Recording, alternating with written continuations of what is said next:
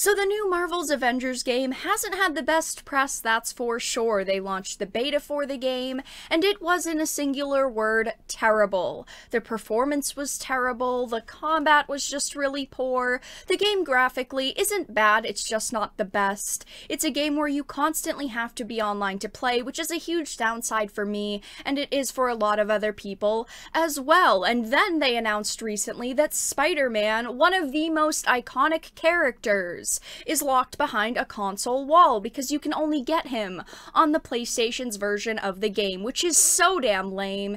And what we have to talk about today is the monetization for the game. Now, I am someone who is more than happy to monetarily support a game that I genuinely believe is good. I am happy, more than happy actually, to purchase DLC packs that contain new maps and quests and characters, but I don't think that Marvel's Avengers is going to be a game that survives past launch, especially with all of the negative things that have been surrounding this game so far, especially now that they've announced that you need to buy $10 battle passes for each post-launch hero to unlock premium tier items. That is what I call dead on arrival, baby. Now, obviously, the game is $60, pretty standard pricing until, of course, next generation games come out and they go up to $70, but to hear that this game has a paid battle pass for every superhero worries me about what else they're going to put a price tag on when it comes to this game. So I am going to read their brand new post that they put up on their website titled Marvel's Avengers, Everything You Need to Know About Gear and Cosmetics. I'm not going to be reading through the whole blog post just because it is fairly long, but I am going to read through specific sections that I find are the most important to the discussion. So it starts off from our very first presentation of Marvel's Avengers at E3 2019. We've made clear that reassembling the Avengers is just the start of our story. We're also committed that future playable updates, such as new characters, story content, missions, and regions, will be available at no additional cost to players. To put this content into context, Hawkeye will have his own unique in-depth story mission chain, which can be played either co-op or solo. He'll also bring a new villain with him, like the core 6 heroes. He and all future characters will have custom movesets and combos, skills, gear, heroics, and an assortment of free unlockable outfits, emotes, and nameplates.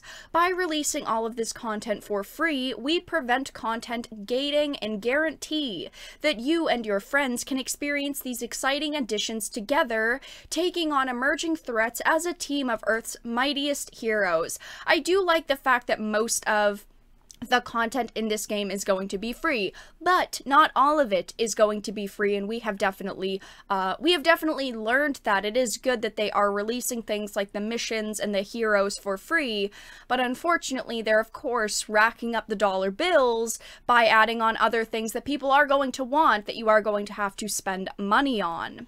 We've also committed that content purchasable with real money in Marvel's Avengers will be aesthetic-only additions, which will ensure we can keep the game fresh for years to come.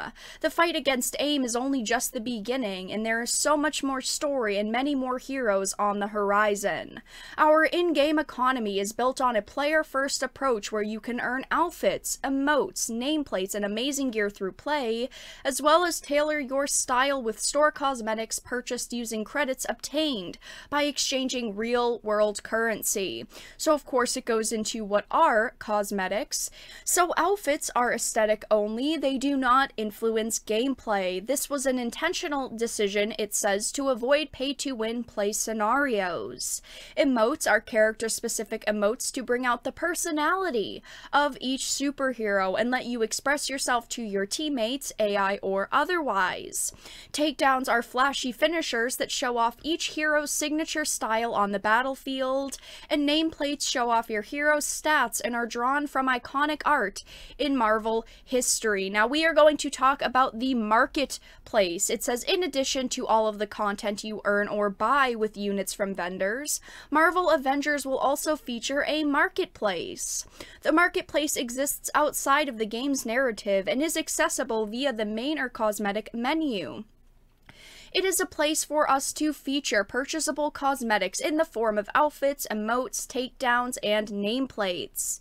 The marketplace's uncommon, rare, epic, and legendary items rotate weekly and can be purchased with credits. This already is a problem. I hate stores that have rotating items because then it forces people to feel like they have to swipe their credit card because you don't know when those items are going to come back, so it really puts players on the spot.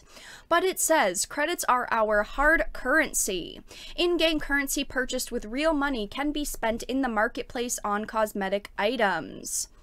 A 500 credit pack is $5. Credits come in packs of 500, 2,000, 5,000, and 10,000 with bonus credits for bigger packs. Now, what are Hero Challenge cards? Hero Challenge cards allow players to earn resources, units, credits, and cosmetics for completing in-game challenges. Essentially, do cool things to earn cool rewards. Each Hero Challenge card has 40 tiers of free and premium rewards. Rewards are earned via challenge points by completing daily and weekly challenges, which I would like to point out in most games are repetitive AF content. Hero Challenge card rewards include rare resource bundles, upgrade module bundles, exotic resource bundles, units, credits, hero nameplates, team nameplates, emotes, takedowns, and outfits. We've activated the Premium Hero Challenge card rewards for all 6 heroes at launch, so you can earn and enjoy all content across the 40 tiers for free. When we introduce new Hero Challenge cards for post-launch heroes, the cost to activate the premium rewards will be 1,000 credits, and as we read, that will be roughly $10 because they come in 500 packs, unless you of course purchase the $20 worth of the currency. So it says we want to reward players for their time. So once you activate the premium rewards of a Hero Challenge card for 1,000 credits, you can earn everything on that card, including more credits. If you complete all challenges on your Hero Challenge card, not only will you earn back your 1,000 credit activation cost, all of the content you'll earn has a value of over 12,500 credits. Remember, these rewards deliver fun in-game cosmetic enhancements and effects, but they do not provide a gameplay advantage.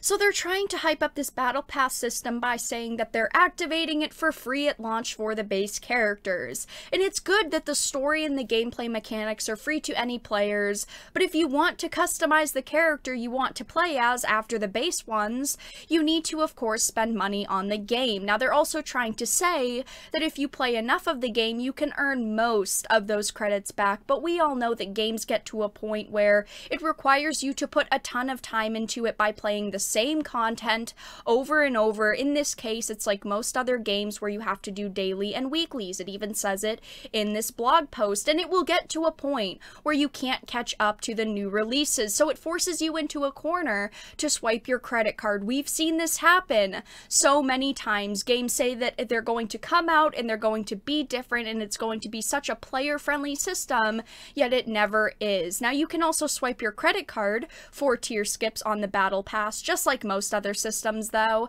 and the big worry here that I have at least is how often are they going to release characters? It's always great to see new characters release, but if they release a new character extremely often, it's just going to end up as another way for players to spend their money. Data miners have found evidence of like 15 other characters planned, so are they going to spread out those releases over maybe a year and a half, or are they just going to go all in while there are still a lot of players actually actively playing the game? Anyway, that's all that I really had to discuss in this video, so let everyone know your thoughts in the comment section down below. Do you like this system, or do you think that it's greedy, especially looking at everything else that has been surrounding this game so far? If you enjoyed the content I create, please make sure to follow me on social media, and consider becoming a Dark Titan via Patreon for just $1 a month. The links will all be in the pinned comment. If you enjoyed this video though, please make sure to give it a like and share it, and of course if you did not, make sure to give it a dislike. I appreciate your support either way, but I will talk to you all again in the next video really soon.